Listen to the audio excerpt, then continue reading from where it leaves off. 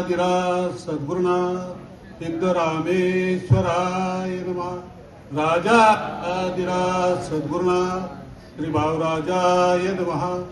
राजाधिराज सद्गुरुनाथ श्री काळसिद्धेश्वराय नमः। ओम नमो जियाद्या वेद प्रतिपाद्या जय जय स्वसवेद्या आत्मरूपा दयांचे केलिया स्मरण व हे सकळ विद्येचे अधिकरण तेची वंदू श्रीचरण श्रीगुरूंचे ते नमस्कार आता स्वामी महाराजांना वंदन करून सर्व भाविकांना माझा साष्टांग नमस्कार। आज गुरुपौर्णिमा, व्यास पौर्णिमा आणि आषाढ पौर्णिमा आणि त्यानिमित्ताने आपण या सत्संगामध्ये संमेलित झालेलो आहोत।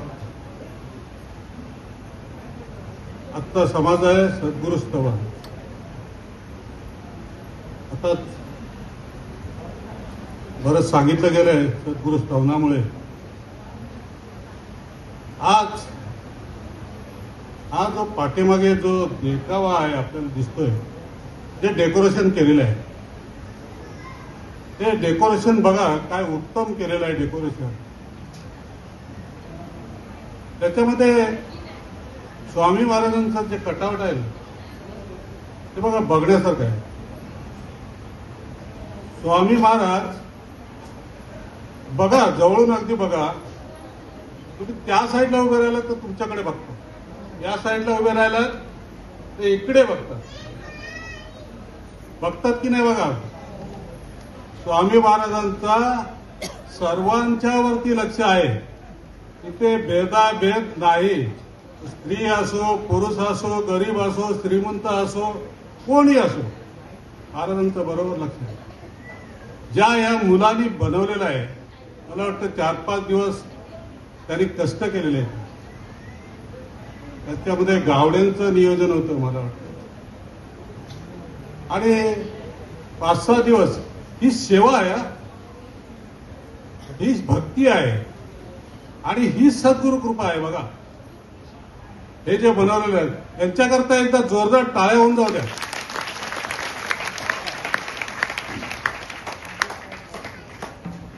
आपण ज्या दिवसाची वाट बघतो आतुरतेने, तो आज दिवस आलेला आहे गुरुपौर्णिमेचा। आणि आपण कृतज्ञता व्यक्त करायची आहे गुरूंच्या ठिकाणी, आपण ती करतोच नेहमी म्हणा। या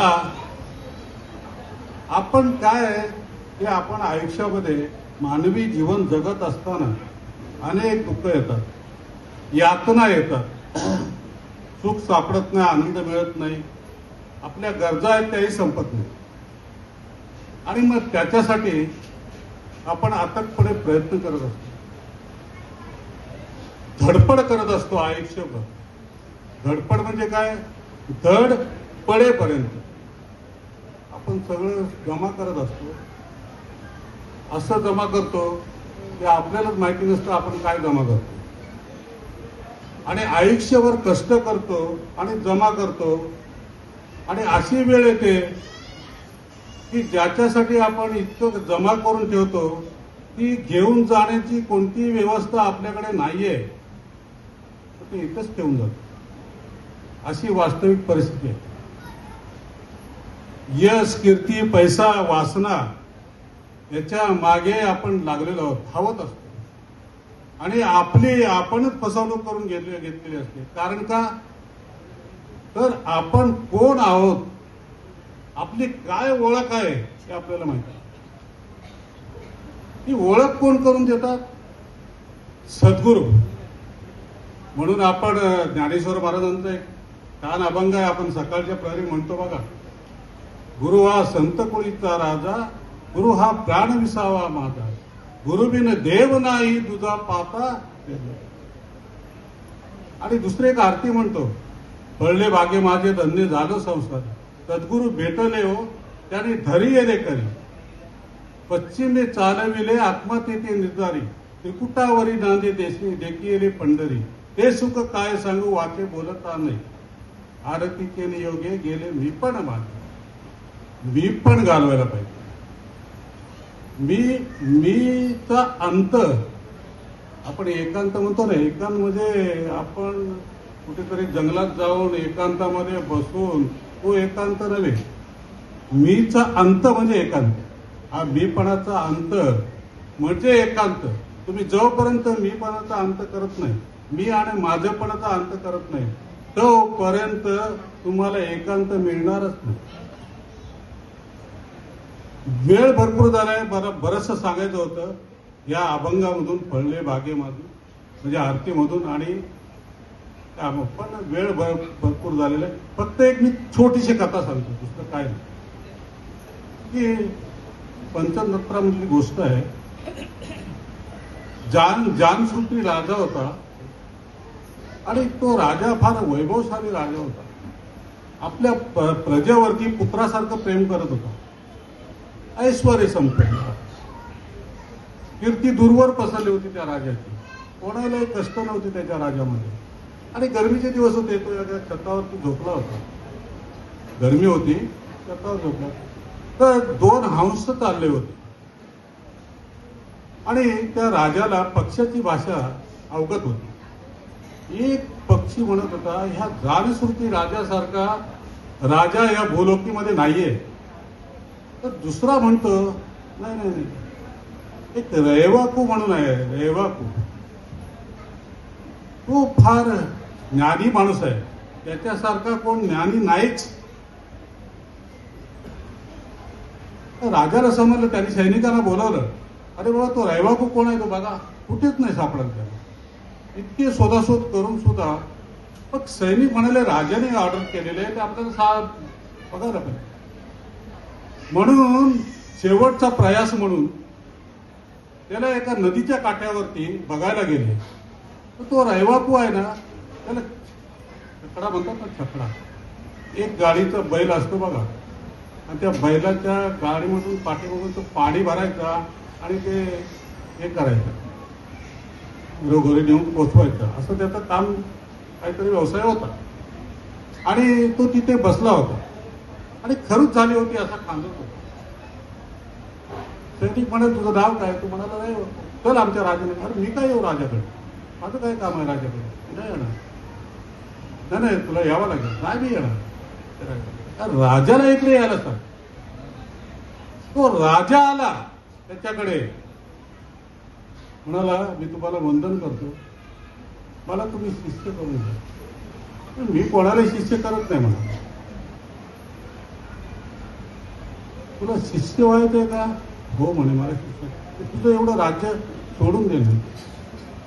मग बस इथे वाळूमध्ये. त्या वाळूमध्ये बसला तो. बस या वाळूमध्ये, तुला ज्ञान पाहिजे ना, मी देतो ज्ञान, या वाळूमध्ये बस. त्या राजाने सगळं सोडलं आणि त्याला गुरु केला. ती गोष्ट संपली. मला एकच सांगायचं आहे की आपले स्वामी महाराज मठाधिपती होते. रिद्धी सिद्धी सगळी अवगत होती त्यांना. कुठल्याही गावात गेले तरी आदर सत्कार, भरपूर धन दौलत महाराजांकडे होती. परंतु तळमळ होती. मला आत्मज्ञानी गुरु नाही मिळाला म्हणून ती तळमळ होती रात्रंदिवस. म्हणून ते सिद्धरामेश्वरांची कीर्ती कानावरती आली आणि ते इच्छगिरीला गेले. एक गृहस्थी गुरु, बिडी पिणारे, सिगरेट पिणारे, पण आत्मज्ञानी गुरु. महाराजांनी त्यांना, महाराज शरण आले त्यांना.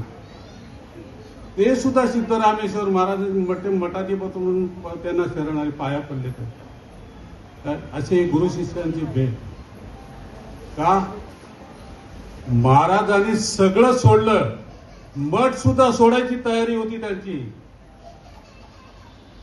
इतकी मोठी क्रांती केली. या मठाच्या 25 की 26, 48 धर्मगुरू जे एवढे होऊन गेले, त्यांनी कधी असा प्रयास केला नाही तो महाराजांनी केला. का? तर महाराजांनी सगळं वैभव सोडलं आणि सिद्धरामेश्वर गुरूंना शरण गेलं, आणि म्हणून हा वटवृक्ष झाला. महाराजांचं हे वटवृक्ष का झालं की त्याच्यामुळे झालं सगळं सोडलं. बघा इथे सुद्धा सिद्धगिरी सोडून कणेरी मठ सोडून वास्तविक त्यांना 10-12 त्यांनी माणसं हाताखाली ठेवले असते, पाय चपायला सगळी व्यवस्था होती, त्यांनी करू शकले असते. पण या झोपडीमध्ये आले. हा सगळं सोडलं पाहिजे असं म्हणणं होतं. तुम्ही जेव्हा सगळं सोडाल ना तेव्हा त्याची प्राप्ती होईल. सगळं सोडायला पाहिजे. बघा माझं एक कथा सांगतो. बऱ्याचशा मी सांगितलं वाटतं, मला वाटतं की महाराजांच्याकडे पहिले अँबेसेडर गाडी होती, पहिले अँबेसेडर होती आणि त्यांना जरा एका ॲक्सिडेंटमध्ये दुखापत झाली होती. वारणकर ते वस्तीला होते आणि मी तिथे गेलो होतो. माझी नोकरी सुटली होती, तसं म्हणजे कंपनी बंद झाली आणि मी तिथे गेलो आणि जे काय होतं ते दिलं महाराजांना. कसं जाणार याचाही विचार नाही केला. जे काय होते 200-300 रुपये असतील देऊन टाकले महाराजांना काय आणि मोकळा झाला. तिकीट काढायला पण पैसे नव्हते, अशी परिस्थिती काय. सगळं महाराजांनी विचारपूस केली. मी काय सांगितलं, मला त्याच दिवशी संध्याकाळी कॉल आला आणि मी मागेच बघितलं नाही. वयाच्या 65व्या वर्षीपर्यंत काम केलं. मी चमत्कार नाही सांगत, ही महाराजांची कृपा सांगते की महाराजांची कृपा कशी होते माणसावरती ते सांगितलं. मी मागेच बघितलं ना, वयाच्या 65 वर्षापर्यंत काम केलं. त्याच दिवशी कॉल आला बरोबर आणि मी कामाला लागलो. महाराजांची दुसरी एक कथा सांगतो की आम्ही सर्वजण बागेवाडीला पूर्वी जायचो. आज गुरुपौर्णिमा आहे म्हणून सांगायचा योग आला. आम्ही त्यावेळेला मोरे दादर गाड्या करायचो आणि त्या गाड्यांमधून आम्ही सगळेजण जायचो. 20-25 गाड्या 30 गाड्या अशा व्हायच्या त्यावेळेला मुंबईमधून जाणाऱ्या बागेवाडीला. दिवाळीच्या अगोदर साधारण असं दिवाळीला बरोबर आपण इकडे यायचो असं ते होतं.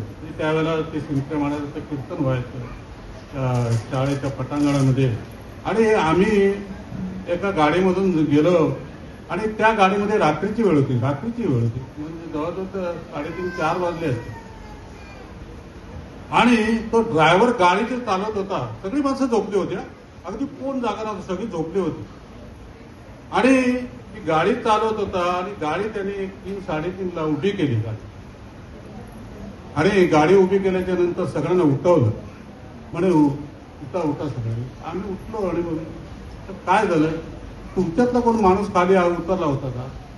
बोला नाही, आमच्यातला कोण उतरलाच नाही. म्हणून नाही म्हणे, तुमच्यातला कोणतरी माणूस उतरला होता आणि त्याने सांगितलं गाडी पुढे नेऊ नको. तर आम्ही सगळेजण बघतो तर पुढे तलाव होता, तर पुढे उतरला होता. काय ही महाराजांची कृपा आहे. बघा सगळ्यांना वाचव, हे महाराजांची कृपा, सगळ्यांना वाचव. हे असे आपले स्वामी महाराज आहेत. आणि म्हणूनच इथे सगळे जे ही जागा जे आता मगाशी सांगितलं प्रभावी जागा आहे, साहेबांनी सांगितलं की जी प्रभावी जागा आहे त्याचं कारण केलं. तुम्ही इथे आल्याच्या नंतर शांत घ्या. एक तुकाराम महाराजांकडे बघा, भगवंत अर्जुनाला म्हणतात की तू मन हे मीच करी, माझ्या भजनी प्रेम धरी, सर्वत्र नमस्कारीचे म्हणजे एका. माझे या भजनी प्रेम धरी. मन एक, मी बोलतो माझ्यामध्ये चैतन्य शक्ती आहे म्हणून बोलतो, नाही का? तुम्ही ऐकता, तुमच्यामध्ये ती विश्व चैतन्य शक्ती आहे म्हणून तुम्ही ऐकता, नाही का? म्हणजे मी बोलतो की मी आत्मा हा माझ्यामध्ये आहे म्हणून बोलतो आणि तुम्ही जे आत्मा आहे म्हणून तुम्ही ऐकता. काय स्त्रीचा आत्मा वेगळा आणि पुरुषाचा आत्मा वेगळा असा आहे का? नाही, प्रकृती वेगळी असू शकते पण स्त्री आणि पुरुष त्यांचा आत्मा एकच. पण तू मन हे मीच करी, माझ्या भजनी प्रेम. भजन म्हणजे आपण म्हणतो ते भजन नव्हे, स्मरण, आवड, छंद, त्या देवाचा छंद लागला पाहिजे. माझ्या भजनी प्रेम धरी, सर्वत्र नमस्कारीचे म्हणजे एकच. तुकाराम महाराजांचा एक छान अभंग आहे. नर नारी बाळ अवघा नारायण, ऐसे माझे मन करी देवा, नाही काम क्रोध द्वेष निंदा द्वंद्व, अवघा गोविंद निसंदेह, असावे मी सदा विषयी विरक्ती, काया वाचा चित्त तुझे पायी. करुणी सहाय्य पुर्य मनोरथ व्हावे कृपावंत तुका म्हणे. काय सुंदर सांगितलेलं आहे. हे सगळे जे पृथ्वीवरती जे जीव आहेत त्याच्यामध्ये जो जीव आहे म्हणजे शिव आहे तो सगळा एकच आहे. म्हणून आपण उगाचच कोणाचा द्वेष कोणाचा मस्तर हे करणं म्हणजे परमार्थाला बाधक आहे. करू नये. तुकाराम महाराजांकडे यवतमाळवरून एक माणूस आला होता.